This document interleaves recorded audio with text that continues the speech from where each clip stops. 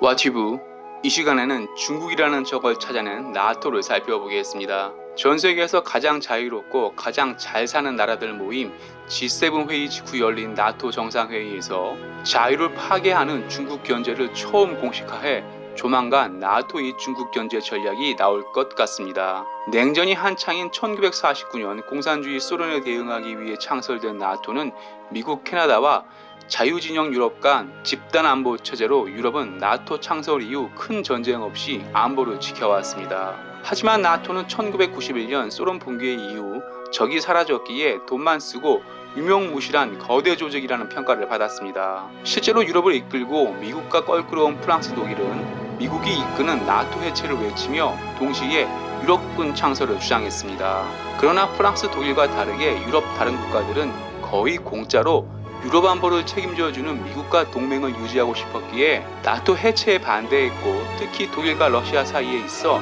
전쟁이 끊이지 않았던 폴란드는 나토 해체 의견이 나올 때마다 주한미군처럼 폴란드에 미군 주둔을 원한다고 해 나토 해체를 막아왔습니다. 이렇게 겨우 명맥만 유지하던 나토가 1991년 소련 붕괴 이후 30년 만에 적을 찾아냈는데 그 나라가 바로 인구 15억 중국입니다.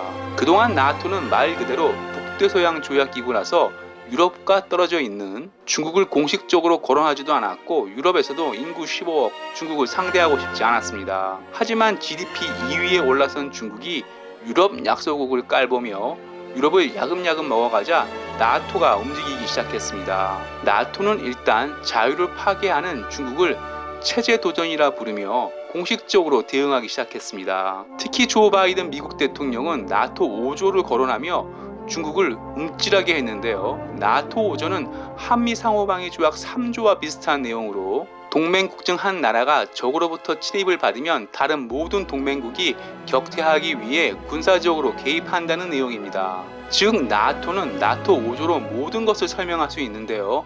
한마디로 미군이 있는 곳에 나토군이 있고 나토군이 있는 곳에 미군이 있다는 것입니다. 실제로 미국 본토가 공격받은 2001년 9.11 이후 나토군은 미군과 함께 아프가니스탄에 들어갔습니다. 그동안 중국 관련 언급은 자제해왔던 노르웨이 총리를 지낸 엔스 스톨텐베르그 나토 사무총장 또한 중국은 미국 다음으로 많은 국방비를 쓰고 새로운 무기를 개발한다며 나토 회원국은 강력한 대중국 전략을 짜야 한다고 강조해 중국은 곧 적이 될 수 있음을 시사했습니다. 나토가 공식적으로 중국을 거론하며 대응해야 한다는 것은 이번이 처음으로 그동안 비공식적으로만 거론했기에 중국도 별다른 대응을 하지 않았습니다. 하지만 나토가 중국을 체제의 도전이라 부르며 공식적으로 대응해야 한다고 하자 중국 공산당 똘마니 언론 환구시보는 유럽보다 미국을 비판하며 미국이 중국 포위 전략은 실패로 끝날 것이며 중국은 우뚝 서게 될 것이라 밝혔습니다. 중국은 유럽군을 창설하고 싶은 유럽과